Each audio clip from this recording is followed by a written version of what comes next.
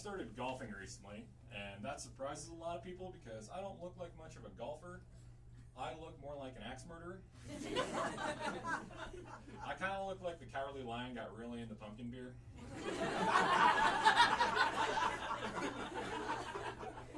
I kind of look like the bearded lady's brother, except I have bigger tits.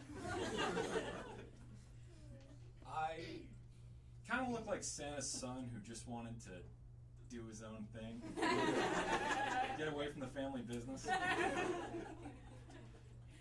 I will say that axe murdering is probably less stressful than golfing, though. You see, the human body doesn't tend to veer off 100 yards in the wrong direction after you hit with an axe. It just kind of falls right where you want it to. And that's called par. So as you can probably tell, I'm a big fan of breakfast. Although I will say, I don't really like going out to breakfast, though. I think a lot of these restaurants are getting a little too cute with their menus.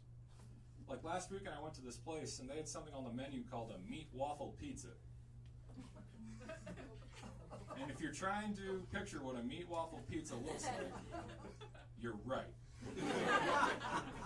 It's just a waffle covered in tomato sauce and cheese with a bunch of meat on top. It's my 3 favorite things in chronological order. The only way you can make that sound more enticing to me was if it came with a gallon of Tums. So naturally, I ate my meat waffle pizza, and I actually enjoyed it, but I wasn't feeling too hot afterwards. So I had to take a big old stinky trip to the emergency room. And when I got there, my doctor looked at me and was like, well, do you have any pre-existing conditions that we should know about?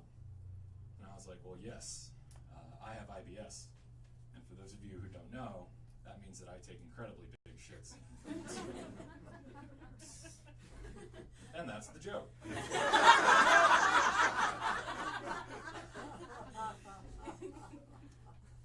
So my girlfriend, we've been talking about getting engaged.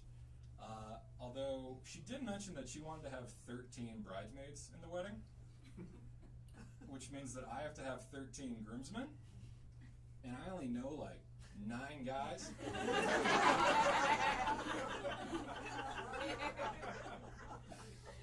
And of those 9 guys, I only like 4 of them. And of those 4 guys, I only like 3 of them. And like, if Ocean's 11 taught us anything, it's that it takes less than 13 people to knock out the power to Las Vegas. Now I have to go up to my friends and be like, hey man, I got a job for you. And they're like, oh great, am I going to trigger the vault?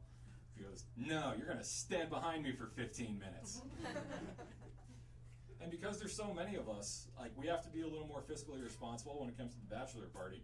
You know, most guys are like, oh, we're going to Vegas or we're going to Atlantic City. And I get to be like, pack your bags, boys. We're going to scenic Lowell, Massachusetts. We're going to go visit one of those old textile mills from the Industrial Revolution where thousands of children died. Maybe we'll stop by the gift store and get one of those Lowell, birthplace of child labor laws t-shirts.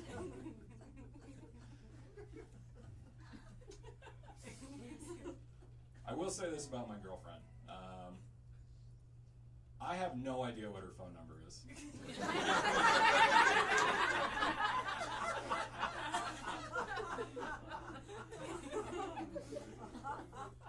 I know more digits of pi than I do digits of my Like, pi is 3.1415926535589. Look it up, that's a fact. Woo! If my girlfriend ever asked me to riddle off her phone number, I just had to be like 3.141595589.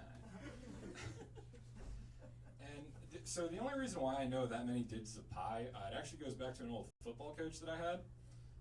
We had this coach, and he was also a math teacher, and he had the first 100 digits of pi tattooed around his leg and his sleeve. We didn't win a lot of games. And every time it was raining during practice, he would blow his whistle, and we all had to stop what we were doing, start running in place, and he would yell at us, "What is pi?" And we had to run in place and be like, 3.14159265358 It was fucked up.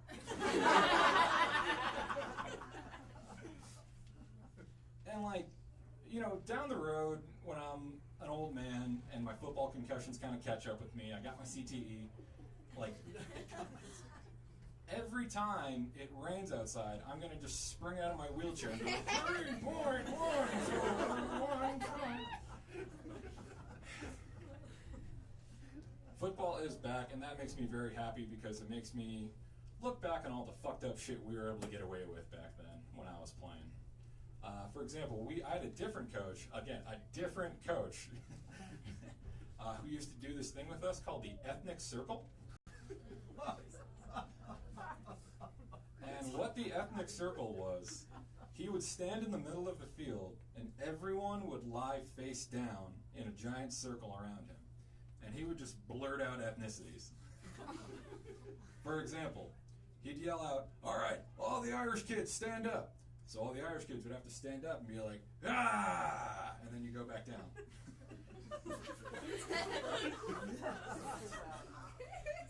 And then he'd be like, "All right, all the Italian kids stand up." And they'd be like, "Oh!" And then they'd go back down. And he did this until every kid on the team had gotten a chance to stand up. But there was always one kid that was last. Ahmed. He would look at Ahmed and be like, "All right, Ahmed, all the Indian kids, stand up." And Ahmed would just kind of lay there. And then he'd be like, "Oh, sorry. All the Native American kids, stand up." And he would just kind of lie there. And then he'd be like, "Ahmed, what the hell are you?" He goes, "I'm Pakistani, coach." He goes, "All right, all the all right, let's pack it up, boys. Good practice. My name's Sullivan. Thank you very much.